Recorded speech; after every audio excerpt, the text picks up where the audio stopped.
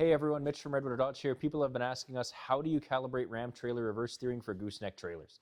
First, calibration. To calibrate trailer reverse steering, you need to hook up your gooseneck trailer, find a flat open area and follow the on-screen prompts in the truck's infotainment system.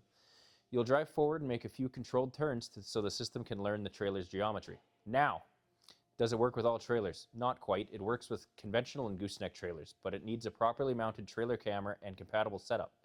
Super short, oddly shaped, or non-standard trailers can cause issues.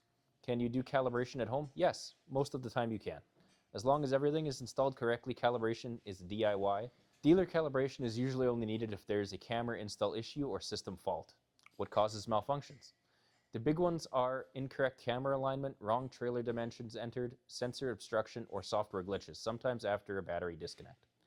And finally, is it on all Ram trims? No. Trailer reverse steering is available on select trims, typically higher trims or trucks equipped with the advanced towing technology group. Not standard across the lineup. I hope that clears it up. If you tow often, this feature can be a game changer once it is set up right. If you have any questions, give us a call at 780-942-3629. Thank you.